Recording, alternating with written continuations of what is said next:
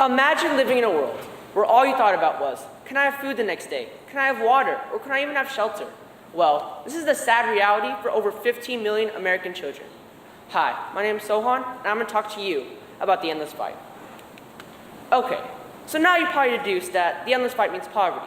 So let's ask the $1 million question, and that is, what is poverty? Well, when I asked my mentor, Mr. Heber, he said, poverty is the inability to meet the financial demands of living.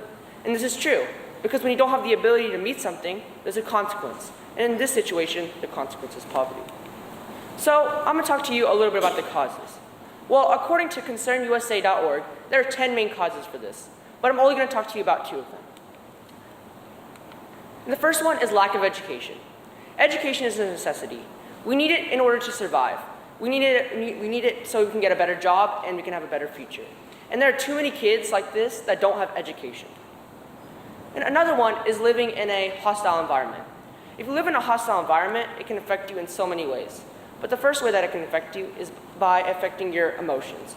It could affect you emotionally because if, say for example, your parents are stressing out because, they can't find food or any water. Well, eventually that negativity will rub off on you, and eventually you become more negative. Okay, so now that I talked a little bit about the causes, let me talk to you about the effects. One effect is having a mental illness. So without water or food, people's brains, they won't fully function. And there are too many people like this that don't have that.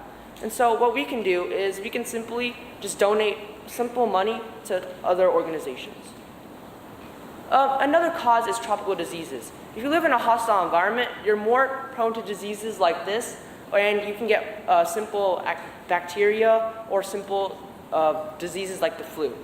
And if you're in this situation, then it's going to be hard for you to pay for medications so that you can overcome this. And this leads me to my next topic. Poverty is like a cause and consequence. It's like falling down a hole. If you get sick or you're mentally disabled, you can't get a job, and you're going to be stuck in poverty for a long time, and it's going to be like an endless cycle. And so it's like getting pinned down in a wrestling match. Once you get pinned down, it's going to be hard for your way to get unpinned and pin down your opponent. Or if you betray your friend's trust, it's like you have to climb your way back up just to gain your friend's trust. So I didn't talk about this just for no reason. I'm going to talk about how this affects you and why you should care about this. This actually can affect you in more ways than you think. And the first way is it actually can affect us economically. Those big brands such as Target and Walmart, those people, they need people at the foundation to support them. So they need these people to work and do the manual labor or do the checkouts. And without those people, these big businesses, they won't be able to run. And so without those big businesses, then our economy will slowly go down. But the main reason why this affects you is the crime. The crime can affect you because if, say for example, you're walking down the street and there's some homeless guy or somebody in poverty, then they could just straight up run you and try to get you for your money and your purse. And I don't think any of y'all would want to be in that situation, and I don't think any of your families would want to either.